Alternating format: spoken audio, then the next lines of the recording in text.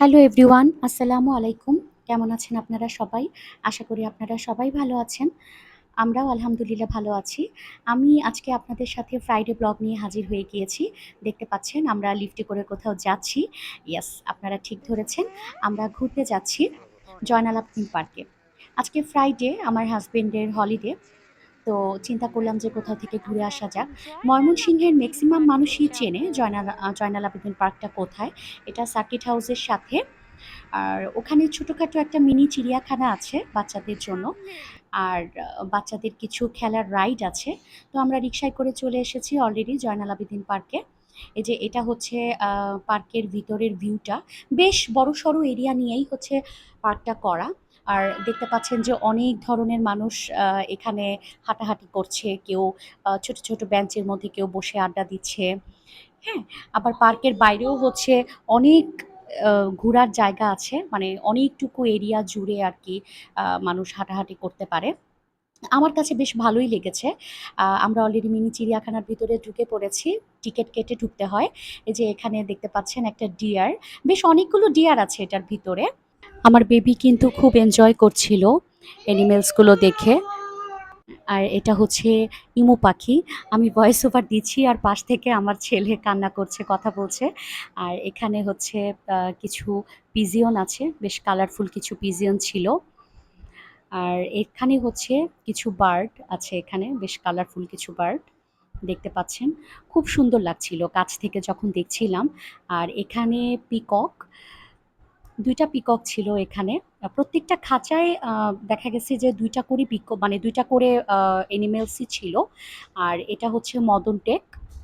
খাঁচাগুলো খুব ছোট থাকার কারণে কিন্তু আমরা অ্যানিমেলস গুলোকে খুব কাছ থেকে দেখতে পেয়েছি। মাংকি মাংকি মার্কেটটা হাই দাও তো।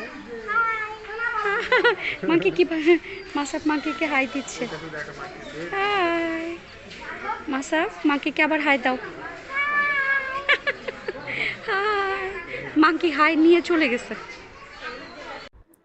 তারপর আমরা বানরের খাঁচার পরে চলে আসলাম হচ্ছে বিয়ারের খাঁচার কাছে। মাসাফ খুব এনজয় করছিল প্রত্যেকটা অ্যানিমেলস দেখে। আর এরপর হচ্ছে চলে এলাম হনুমানের খাঁচার এখানে।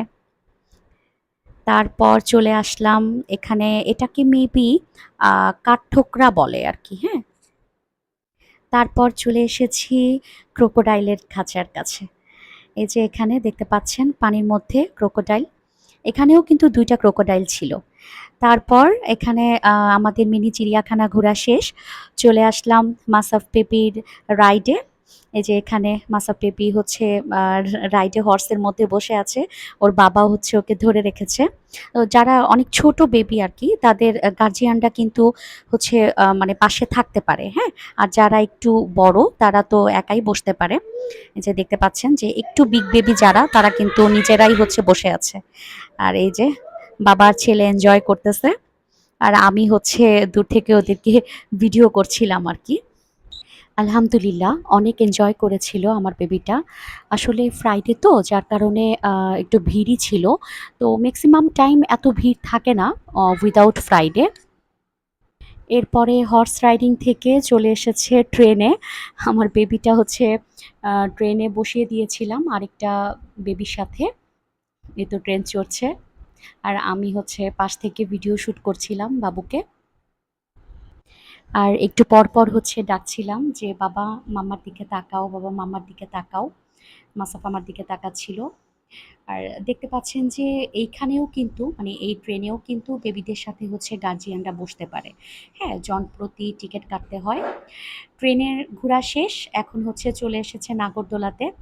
তো এই নাগরদোলাটা বেশ স্পিডেই চলে। ওর সাথে হচ্ছে ওর বাবাকে বসিয়ে দিয়েছিলাম যে, "তুমি বাবুর সাথে বসে তারপরে হচ্ছে ওকে একটু রাইডটা চড়াও।" তো ১ম এ একটু ভেবেছিলাম যে ও মনে হয় ভয় পাবে। কারণ এটা বেশ স্পিডে চড়ে। তো না, আলহামদুলিল্লাহ ও ভয় পায়নি। অনেক এনজয় করেছে। এরপর এই নাগরদোলার রাইডটাও দেখেছি। এটা তো স্পিড ছিল না। এটাতে আস্তে ধীরেই চড়ছিল। বাট এটাতে আমি ওকে চড়াইনি। এরপর পার্কের বাইরে এই রাইডগুলো দেখলাম যে এখানে মানে ম্যানুয়ালি, হ্যাঁ? লোকেরা হচ্ছে হাতে করে বাচ্চাদেরকে এরকম ঘুরাচ্ছে। তো এটাতেও চড়ল। মজার ব্যাপার কি জানেন? আমি এই ভিডিওগুলোতে যখন ভয়েস ওভার দিচ্ছিলাম, তখন আমার বেবি কিন্তু পাশ থেকে দেখছে যে আমি এই ভিডিওগুলোতে ভয়েস ওভার দিচ্ছি। তো ও কিন্তু আমাকে বারবার বলতেছিল যে, "মাম্মা আবার চড়বো, মাম্মা আবার চড়বো, চিড়িয়াখানায় যাবো।" তা আমি বলছি, "আচ্ছা বাবা নিয়ে যাবো তোমাকে।" তো রাইড চড়তে, চড়তে আমাদের ক্ষুধা লেগে গিয়েছিল। দেন আমরা দেখলাম যে বেশ কিছু চটপটি ফুচকার দোকান আছে পার্কের বাইরে। তো ওখানে আমরা বসে ওয়েট করছিলাম ফুচকার জন্য। এই যে আমাদের ফুচকা অলরেডি চলে এসেছে। ওদের সার্ভিংটা কিন্তু বেশ ভালোই ছিল স্ট্রিট ফুড হিসেবে। সুন্দর করে কিন্তু ওরা সার্ভ করেছিল। আমাদের ঘোরাঘুরির পর্ব শেষ। এখন আমাদের বাড়ি যাওয়ার পালা। রাস্তায় দেখলাম বাচ্চাদের অনেক খেলনা, মাথার ব্যান্ড, কসমেটিক্স অনেক কিছু সেল করছিল। তো ওইখান থেকে বাবুকে একটা মিউজিক্যাল গান কিনে দিয়েছিলাম। আর ওটা বাজাতে, বাজাতে আমরা চলে গিয়েছি বাসায়। আলহামদুলিল্লাহ আমরা দিনটিকে অনেক এনজয় করেছি। আপনারা প্লিজ আমার বাচ্চাটার জন্য একবার মাশাআল্লাহ বলে যাবেন। তো আজকের ব্লগটি এই পর্যন্তই শেষ করছি। আল্লাহ হাফেজ।